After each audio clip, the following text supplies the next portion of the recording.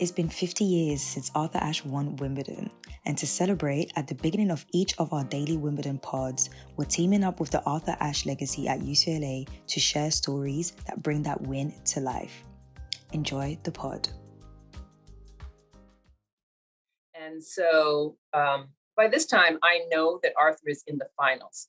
And he's playing against Jimmy Connors, somebody who cleans his clock with regularity, and somebody who is a big ball, meaning hitting really hard, flat, aggressive balls, and love pace. And so it was going to be a difficult match for Arthur. But again, it's not on television. It's probably not on the radio.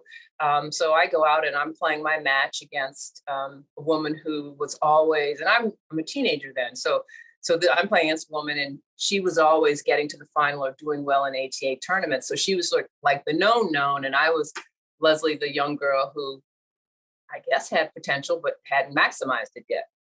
So I'm playing, and perhaps it's the first set, and it's court after court after court after court. So it's not like you're in an arena or a stadium. It's just a row of courts, balls going, and everybody's playing their match. And they get on the bullhorn and they say, Arthur Ashe has won Wimbledon. He defeated Jimmy Connors, whatever the score was. And even the score was really amazing and impactful.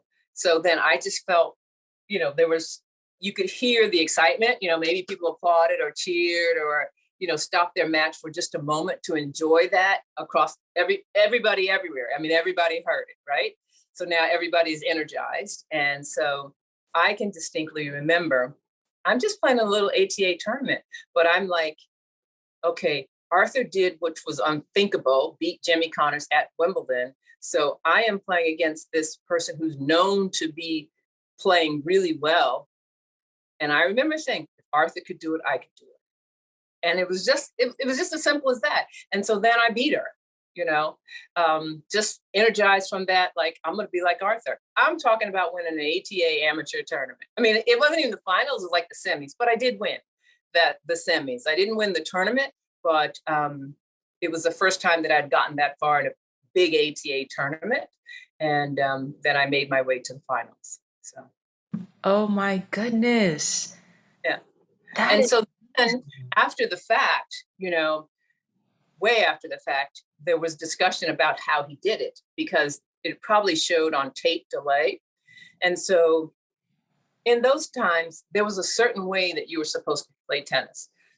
Because when they would teach a forehand or a backhand, a serve, everybody was taught the same way. It wasn't the creative way that people now hit shots with whatever grip that works for them, and everybody has their own individual style. The ATA tennis was about having classic strokes, let's say. But then there was also a faction that, we're not taking tennis lessons. We're just out here trying to figure this out. So some hit balls with amazing spin and different kind of strokes that you would not expect to be effective, but they were. And so we sort of classified, that style of play as kind of ATA tennis, because there was such variety. It wasn't just the perfectly hit crisp ball that comes across the net, bounces perfectly so you can hit the next one back. It might take a funny bounce, or it might be a drop shot, or it might be a lob or something. So then when we watched the match, then people were like, oh, I see. He played ATA tennis. He hit a little dink shot. He hit a little lob over here. So it totally discombobulated Connors, who just started launching balls everywhere because he was that was so unexpected. So it also sort of harkened back to what one might find when you go and play an ATA tournament. And so it's just kind of like it was genius strategy, number one, but it also was a familiar style of play that anybody who'd been around ATA tennis recognized. Hello guys, welcome to the Black Spin Global Podcast. I am Lucy. I'm WG. And welcome to day 5 at Wimbledon. Wow. Day 5, we're getting to the end. Week 1 nearly done. Midway through. Very sad. End of first week. I hope you guys also did enjoy, again, the oral history from the Arthur Ashe legacy at UCLA. A massive shout out to Leslie Allen, who I met today, actually. I didn't tell you this. No way. Yeah, she was, when I was watching the 70-second Shelton match, she was there. 71 second. And I quickly like just, say hi, introduce myself. So yeah, legend is nice. Like interview Zena Garrison. Now I've met Leslie Allen. That is fantastic. So yeah, shout out to the black woman in tennis. So yeah, it was very interesting to hear her story today of the impact again of Arthur Ashe winning Wimbledon. So yeah, shout out to us for celebrating. Eugene, how are you doing? I'm good, Lucy. I say good. I'm not good, to be honest. You're not good. Yeah, your voice sounds really. I feel like I have to up Yeah, your. we've had a lot of casualties today. Yeah, we it's have. Been tough. We It's been have. tough. Some upsets that I did not see coming. For sure. I feel like that's pretty much the case for a lot of people. But Mm-hmm. yeah, what about you? Yeah, do you know? I feel like the reason why the losses today hurts is because I actually thought we'll win all of them. So I think Same. that's why. If it was a Yeah. thing where it was like a very tough opponent, a tough round, blah blah blah, then it would have been like, okay, fine. But it's like, especially Keys' match, I thought, oh yeah, That's the most like shocking for me. yeah, exactly. But yeah, and so in a selfish aspect, we obviously have our watch party in 2 days. So we don't have a black player that will be watching at our watch party. So that's another thing as well. Maybe in doubles, possibly. Definitely doubles, yeah. But at least we'll have some top players like Alcaraz. True. True. I need to check Carlitos. actually who I need to check who he's playing next so we can be sure. But yeah, I think that was the selfish aspect of me. But yeah. Yeah, no, I was going to say he's playing Struff, but he just beat Struff. So Yeah, exactly. Yeah. So we need to double check that. But either way, and also guys, remember we're having our watch party at Boxpark Croydon. So London people, please come and pull up Sunday, 6th of July. Obviously tomorrow we will know the full schedule. So you will know what time, you want to come and watch the matches with us. That I am looking forward to. Yeah, I'm so looking forward to, there'll be giveaways. Mm-hmm. There will be jugs of Pimps available because duh. And don't worry about the rain. Most matches will be on the show courts and the show courts have roofs. So there won't be interruptions of those. Exactly. So don't think you're going to miss out on tennis. And fingers crossed, we're trying to, make some things happen, possibly getting a special guest. I'm saying it. I'm putting it out there, Lucy. I'm putting it out there. Okay, man. I'm putting it out there. I'm putting it out there. I like to speak things into existence. So that's what we're doing. But like I said, nothing's been confirmed yet, but we're trying to work something out. So yeah, but anyway, we're still looking forward to Sunday. So cannot wait, and I hope those of you that can make it do. And yeah, we look forward to seeing you. But I think we should get into the action first and foremost. Where are we starting? Should we just start with the one and only win? Yeah. I think that makes the most sense. So Ben Shelton, like you said, was on court for 71 seconds and got the job done against Rinky Hijikata. Literally served it out to love. And I think he hit 3 aces in that game. Mm-hmm. Ended the match with an ace as well. And yeah, literally was on court for 71. Well, the official kind of match time for today was 71 seconds. Mm-hmm. And yeah, the scoreline was 6-2, 7-5, 6-4. And obviously that match had to be stopped last night at 5-4 with Ben about to serve for it due to bad light. So, but yeah, the American Tempsy got it done as we all kind of expected. And it was pretty easy. You were there for it. What did you make of it? I mean, there was not really much to say, to be honest. Like, it just went how it went. I think Hijikata already knew how it was going to go because straight after that, he actually went to his doubles match as well. So, yeah, but from the match yesterday anyways, actually, we discussed it yesterday, to be fair. So, yeah, I mean, like I said, the match yesterday, he was looking really strong, really good. Especially the first set, like he was looking really, really, really good, very comfortable. It could have gone longer than it did because Hijikata started, catching up and stuff. This was yesterday. Yesterday's match, but luckily we were able to wrap it up as soon as. But yeah, I'm very happy because again, last year he played a lot of matches. He looks comfortable. I think beginning of this year was a little bit not, I won't say rocky, but it was a little bit like, you know, he was always close to doing something, but there's always something coming up. And I think I had to, well, I was already saying that I noticed that he changed a lot of things in his game in terms of techniques. And I actually asked him about that at press today, where it was like, you know, him changing his technique with his backhand, you know, also noticing that he's playing with so much more power as well. And I basically asked him, like, how is that helping him with his game on grass? And I'm also adding another journalist answer who also included, who went back to my question, but more focusing on his serve. And this is what he said. I think my backhand has improved a lot, especially my ability to deal with pace to the backhand, hitting low balls off the backhand, being able to put topspin on the backhand sometimes, and, you know, hit passing shots, which I used to only be able to really hit the lob off the backhand. I couldn't pass well off that side. I think it's just part of my evolution. It's not where I want to be yet. You know, no shot in my game is really ultimate where I want it to be ultimately. And it's just a work in progress. So for me, I'm always out there. I'm competing. I'm, you know, trying my best to figure out the answers. And yeah, I like every day to see my game evolving a little bit. I've always thought of my serve as a weapon since I turned pro. You know, even more so relying on it earlier in my career than now.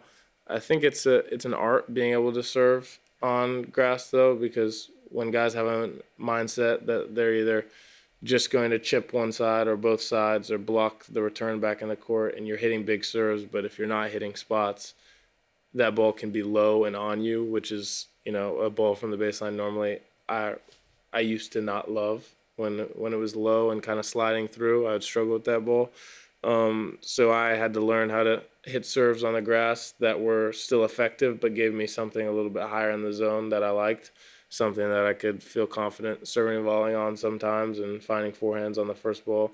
So, yeah, serving on every surface is an art. Clay, it's an art. This is the first year I started feeling like I was being able to go through my service games on the clay, and then the grass too, to be able to get to your plus ones and feel confident in the shots after the serve. I think his new technique is definitely helping him with grass a lot more. I feel like with grass, once you have a lot of power going in, a strong serve, you know, last time I checked, he was third on like the fastest serve speed For this year. for this year. I don't know if that's changed or not, but yeah, I know he was third like a couple of days ago. So he's playing really well. His draw is looking very, very, very good. He seems very confident, well rested. So I think all of those. Key word right there, well rested. Yeah. I just love the fact that, yeah, compared to this, well, Wimbledon for him last year, at this stage, he played 2 matches, 10 sets. Whereas fast forward to this year, it's 2 matches, 6 sets, because he's won in straight sets back to back. Yeah. And yeah, that's going to do a lot of good for him in terms of physically and just, you know, being just match ready for his third round. And it's just a much more like straightforward passage, basically. And like you said, again, the draw for him, it's good looking, Lucy. It's very, very good looking. So Yeah. he'll play the lucky loser, Marton Fucsovics, next. So Fucsovics denied us of a Shelton, Gael Monfils third round. Yeah. Which is unfortunate. But again, Monfils, like Shelton, his match against Fucsovics was suspended last night due to bad light. So they had to come back and play the 5th set, which hadn't started. So it was basically just a 1-set shootout earlier today. And yeah, Fucsovics ended up winning that set 6-4. Literally broke Monfils at two games all. And yeah, didn't let Monfils back in after that. It was tough, like watching, because I was there for all of that. which I said I wanted to be. But I mean, Monfils looked good in terms of the first couple of the games. Obviously, he held. It was pretty comfortable. And then, like I said, 2-2, that's when Fucsovics broke. And then basically held on and closed out the match. But there was a bit of a scare. So Monfils was 15-40 down at 5-3. So literally could have lost the match there and then, but managed to hold. Mm-hmm. And then that basically left Fucsovics the job to serve it out, and he did, to 30. So, yeah, that's the end of Monf at Wimbledon this year. Yeah, he said that with today going back to the match, like he just felt like there was more wind. He was uncomfortable a lot of times compared to yesterday, and he couldn't afford like to attempt new things. But overall, he just feels like he's happy with like his physical aspect. Having to play like 2 long matches as well. His first match was a 5-setter.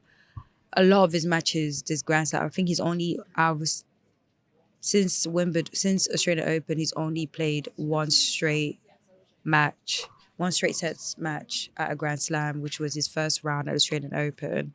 Everything else were 4-setters or 5-setters. So in the physical aspect, he feels that he's great, which is pretty impressive. I know we always bring up his age, but it's still pretty impressive fact that he's 38 and he's able to play for that long. But he just doesn't think he played his best tennis. So I think in a tennis aspect, like the tactical type of things, he feels like he can do better. But physically, he feels like that's what's helped him to get to those matches. Yeah. But overall, he said that he's satisfied with the fact that he was able to play 2 matches in the tour.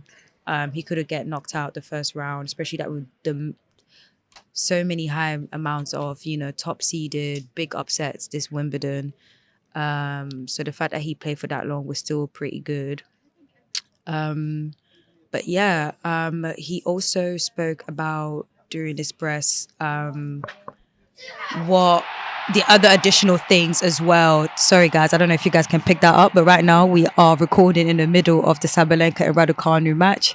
You know how it is, we're home. So yeah, the Brits are going ham right now. What's the score quickly? 5-4. 5-4 to who? Sabalenka. Oh yes, okay, cool. Yeah, it's looking crazy. So shout out to the girls. But yeah, he also mentioned this about like what he thinks happened during the match that made him, lose it as well. No, I think today he adapted himself much better. My return was very poor. I couldn't really return good. I struck the ball poorly today in a way, different condition with the windy side with the sun. So I couldn't adapt myself as quick that he did. And of course, one set on grass is very quick. So credit to him, but it's better than me. He's a very good player. He's very strong on the baseline. Got few good weapons, serve, forehand, and he likes to. He likes when he's behind the court. He likes to really unleash his weapons, and he work a lot of time. And today again, he beat me. So he's a great player. A massive shout out to Monfils for still coming through, playing. He's still around, obviously. I believe Svitolina is still playing. Or did she lose to Mertens? She lost to Mertens, yeah. So I guess they will be heading out soon. But yeah, big up Monfils, legend. Still great seeing him like play around, and great spirits at the press as well. He's just enjoying it. So love that. Yeah, looking forward to his hard court swing. Next defeat, Naomi Osaka, which was our first match of the day, actually. Mm-hmm. And yeah, this was a surprise. For sure. Or shock, either way. Made a great start against Anastasia Pavlychenkova, taking the first set 6-3, but did end up losing in 3 sets. So she lost sets 2 and 3, 6-4, 6-4. I left this match to go and watch the Monf, but I saw, obviously you can talk more about it, Lucy, but she was trailing, she was 3-love down in the third, but then No, actually, before that, well, first of all, actually, the first set she was doing really good. Like she was up 4-1, strong serve. The errors were low. Like she was very much in control. Even though it's weird, like her first serve points were actually lower compared to the first match, but she was still able to like smash and do what she had to do. But when it came to the second set, that is when her serves became even worse. Her second serve, her first serve, and in the meanwhile, Anastasia was finding her groove. She was serving better than Osaka in general, anyways. But on top of Osaka like missing out her serves, she was also hitting long shots. So yeah, but credit to Anastasia, she was able to return some of the powerful shots from Osaka. Osaka was hitting. I feel like this tournament, she was hitting a lot of great winners. I think if I'm correct, like all of her matches, she was hitting more winners than her opponents. So it just shows to you how like comfortable she was. But yeah, in the second set, she was down 0-3, but she managed to get to 5-4. But Anastasia's like she just leveled her game overall on the set. She was just serving better. And the biggest thing actually was that Osaka had some break points that could have helped her win that match in straight sets. Like that match, not only she didn't need to lose it, she also didn't need to get it to 3 sets. But she was unable to convert at critical times. And that ended up going to the third set. And this third set basically just went like the second set. She was literally down 0-3 again, went back to 3-3. It was literally the same thing. It was crazy. She was returning better to Anastasia. She was serving better and adding more varieties as well. Like when she was adding slices, Anastasia didn't know how to return back, and it made me realize that it would be great for Osaka to do more of those stuff rather than just hitting big. Like just mix it up a bit. Yeah, mix it up a bit because that's when Anastasia was unable to return. But again, the errors started coming in. She wasn't unable to convert well. Literally, Anastasia broke and won the match. The tough thing for me as well is getting broken. Yeah. Like to lose the match. Yeah. Like yeah. I think it's just nicer when your opponent serves out the match rather than you being broken and it feels like you're handing them the match essentially. But I think again with Osaka, it's tough to say because obviously she was disappointed coming into press, and it's understandable kind of like immediately after a loss. But kind of judging her Wimbledon overall, to make the third round on a surface you're not particularly like comfortable on. Yeah. Pretty good going. And she played well, like in really her first two well. rounds. And that's why it was kind of unfortunate. And sorry to cut you, even today she played well. She did. It was well. The only thing is the break points, like her not being able to convert those.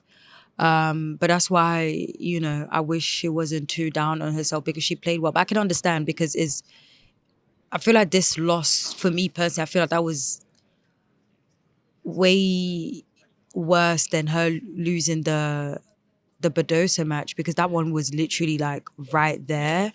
A top 10 seed. Yeah, exactly. A top 10 seed and everything and stuff. So I understand her saying, I don't have anything positive to say right now. Like I'm sad, like I'm upset, which is a normal human thing.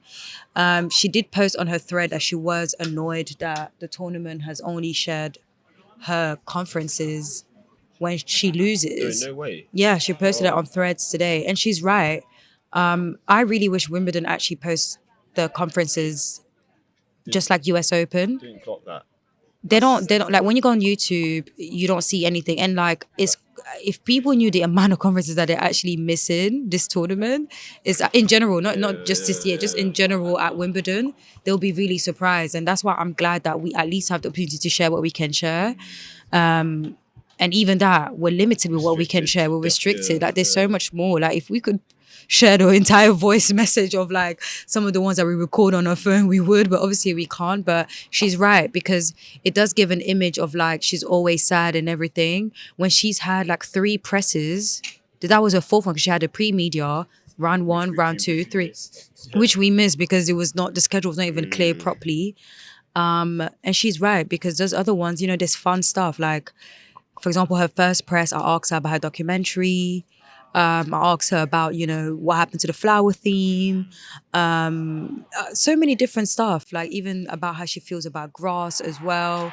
Even that, they didn't post it. And I actually thought they would post that one. Even that, they didn't post it. Man, I feel like I'm missing a party. I feel like we should wrap this up and go watch Raducanu. Is it coming home, bro? Oh gosh, but yeah, but in terms of like her level, this match, and she did obviously she answered this question from press from a Japanese reporter. So I don't know exactly what the reporter asked, but from the answer, it seems like it was a little bit about, you know, what could she have changed from this match, or if she has any regrets or anything. And this is what she said. I mean, I think for me, I don't really have many regrets, but if I can think of things that I wanted to do better, maybe be more aggressive on her serve. I know she was very aggressive on mine, on the second serves, and I hit a couple double faults on important moments, so clearly it was working for her, but overall, I don't know. It's very hard to say when you know you've tried your best, so I think, yeah, just a return. Yeah, at least I like asking the technical questions, the questions about, like, you know, some of like the matches and everything, especially when it's stuff when you're losing like that. Like coach. Yeah, because it's at the end of the day, we want to know about the tennis, you know? It's fun getting the fun answers and blah, blah, blah. But yeah, but a massive shout out to Osaka this grass tournament. I'm still gonna go with the name Osaka. I like it. Honestly, I like it. I'm just glad. I said that her game suits her really well on grass, and she I love that proved too. it. Yeah. And yeah, I'm looking forward to a hard court swing. I hope that, you know, when she wakes up tomorrow, she can just, you know, be like, all right, cool, just go again. It's not that bad. It's not that bad. And I also hope she really takes care of herself, like mentally. Like, I see a lot of people talking about she needs to get rid of Patrick. I don't think she needs to get rid of Patrick, guys. I really don't think Patrick is the issue. I think her and Patrick actually work really well together, in my opinion, to be honest. I think the partnership is working out well. I think the issues that she's having is not, I feel like if she has to get rid of Patrick, is a thing where Patrick is contributing to her stuff mentally in a bad way. If that's the aspect, if that's the case, get rid of him. Yeah. If that's not the case, keep him. I think he's actually pretty good, and even in the mental aspect, because when Patrick was working with Serena, when she had a child, he was one of the first to tell Serena, you're not going to be able to play the way you're playing because now tennis is no longer your priority. Your child is your priority. So he understands the change from going from winning to now having a child and caring about that. Obviously, the difference between Osaka and Serena is that Serena was at the end of her career. She had a very big, you know, stat to beat that everyone was putting on her. Osaka already has a freedom. Like, she can still keep on playing, you know, like her time is not ticking like that. One thing I don't like though as well, and this is something that the media are kind of guilty of, because someone had asked a question about, like, basically if you were like to stop, like today, would you be happy, like, with, you know, what you've achieved, and, like, you know, the life you have? And I thought to myself, like, that's such a loaded question, like, to ask. Like, and the thing is, the reason why that's even annoying is because her last two presses, she answered two questions that made it clear that this woman is not retiring anytime soon. She literally said she's looking forward to her daughter watching her, like when she's growing up, watching her play.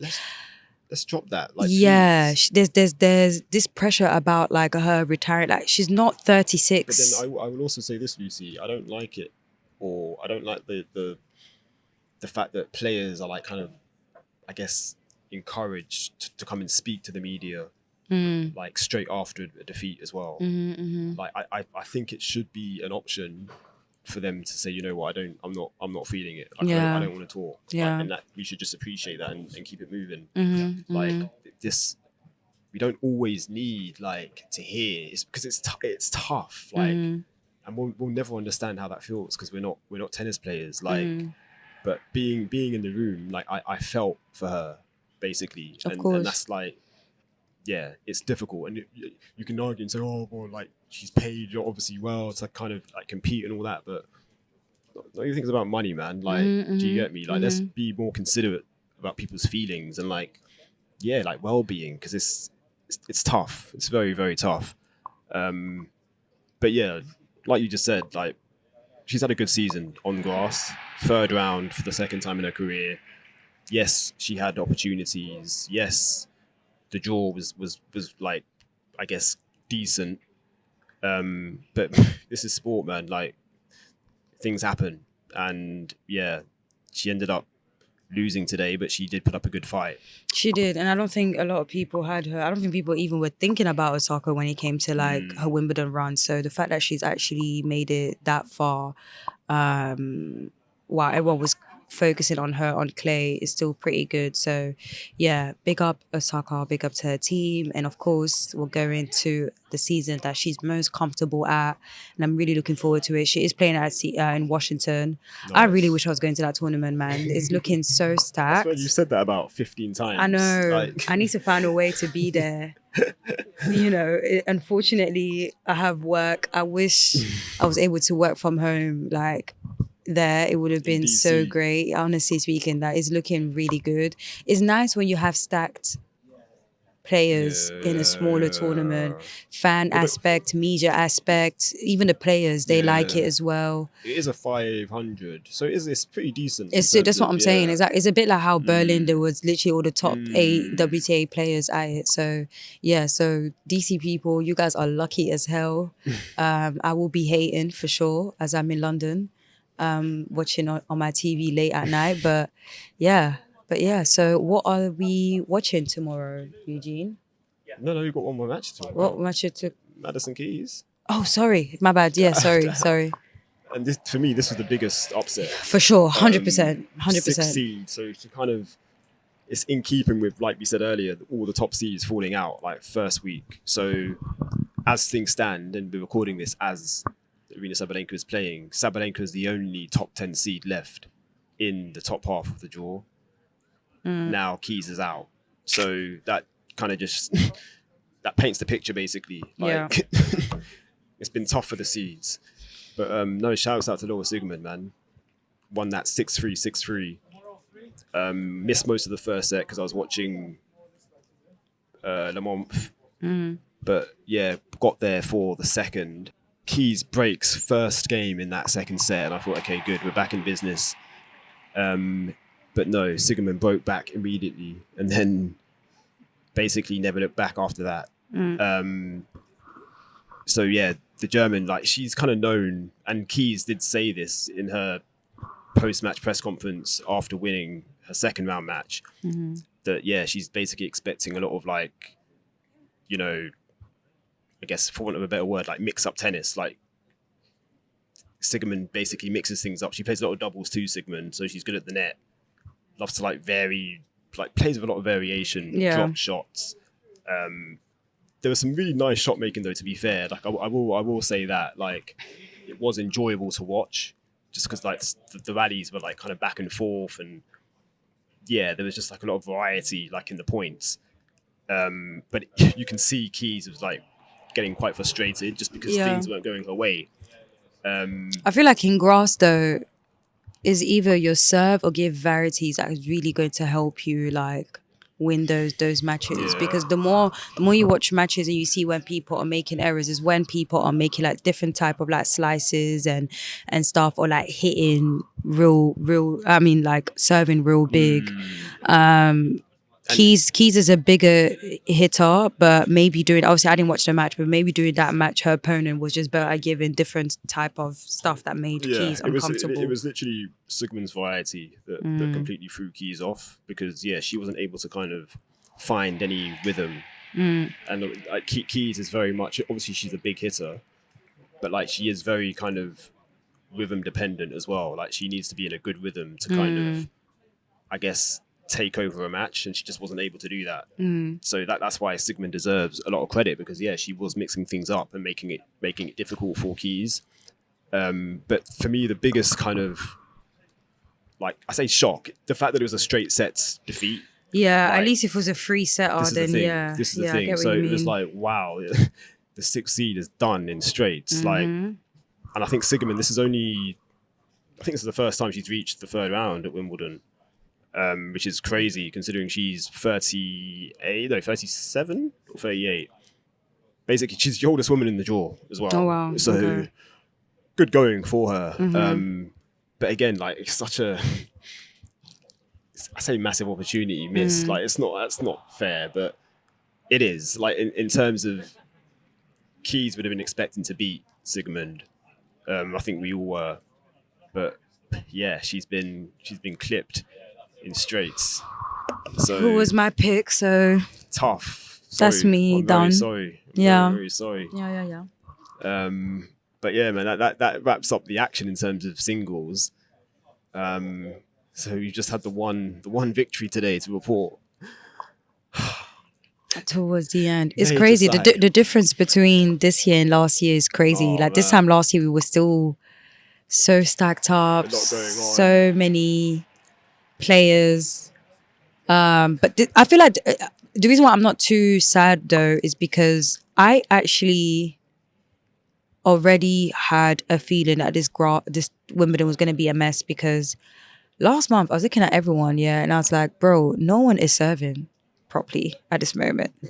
And grass, if you don't know how to serve, it's going to be a mess. So that was my first sign. Then the second sign, actually, then I had a little bit of hope when all the top seeds were like losing in the pre-tournaments, because I was like, okay, you guys are just tired. Wimbledon, you're going to bring it. So I was like, okay, maybe a little bit of hope. Hasn't quite panned out that way. No, it hasn't at all, bro. Hasn't at all. But this is my thing. I think I've said it a lot of times now. The kids just need a little bit more time with grass. This is why Chilik was like, I'm going to remind you guys who the hell I is. And he did. This is why, you have Djokovic still here and people are saying that they think actually he's the one who's going to win now. So, yeah, I mean, is what it is, man. Like, I'm gutted, but at least it's not a thing where it's like, okay, it's only us. Everyone's falling. It's not just, the black players. I mean, when you have top seeds falling left, right, center, it's like, all right, cool, is what it is. But yeah. Oh, speaking of Alcaraz, here he is. Just right here, baby goat. In terms of day 6, we do have a nice lineup. To be very fair. nice line. I'm so, win or lose, I'm so looking forward to this match. No, it's good. So first up on number 1, her first time playing on number 1, Hailey Baptiste. Yep. Versus the 7th seed Mira Andreeva, the teenage sensation. All the pressure's on the teenager, which is crazy, but not so crazy if you follow tennis. So yeah, absolutely no pressure on Baptiste whatsoever. And I'm looking forward to this one a lot, Lucy. For sure. I can't wait for it. Same. And I called an upset the night before last, and I'm calling an upset again. Like, I'm standing by my pick. It's funny that you're saying that, because when I said it the first time, you were like, because you were like, oh, but it's Andreeva. Yeah. The second I said, oh, Andreeva is next, I was like, yeah, she can do this. You were like, Why are you putting me up? But after, I don't remember that. No, but I that. think after when I feel like I convinced you. I don't remember that. After I said to you, yeah, but she's still finding her feet on grass, and she's still pretty young as well. And it's both they both making their trying their best on like making it far at Wimbledon as well. But yeah, I think that's going to be really good. Great for women's tennis. Great for tennis in general. Give me a scoreline. Pressure. I think I can't give a score, but I think it's going to be a 3-setter. Okay, yeah, I see that. Going to Baptiste, because I feel like there's only one thing she needs to work on, which is her serve. That's literally it. When she gets that sorted, she's good because she's a power foot hitter. She's great. So it's a big ball, man. Yeah, so looking forward to that match. And then again on number 1, this will be the third match or last match on number 1. Ben Shelton, Ben 10, taking on Marton Fucsovics. So, and again, this won't be Shelton's first time on number 1. He played number 1 going to say a couple times last year. But again, I'm expecting Shelton to come through that, and judging by how he's played so far this tournament, like Fucsovics too is a lucky loser. So massive shout out to him for taking advantage of his lucky loser spot, because to go on to reach the third round as a lucky loser, that's pretty good going. Yeah. But I think the journey does end for him in the third round, because I think Shelton's just basically got too much. So yeah, we will look forward to those matches. A massive shout out to Taylor Townsend and Ivan King, who are starting their mixed doubles tomorrow. So that's going to be great as well. Townsend also got a good win today. Yeah, she did. With Katerina. Yeah, Katerina. I think they even bageled them like on the last set or something like that. So yeah, shout out to Taylor. Yes, you're right. Yeah, 6-3, 6-love. Yes.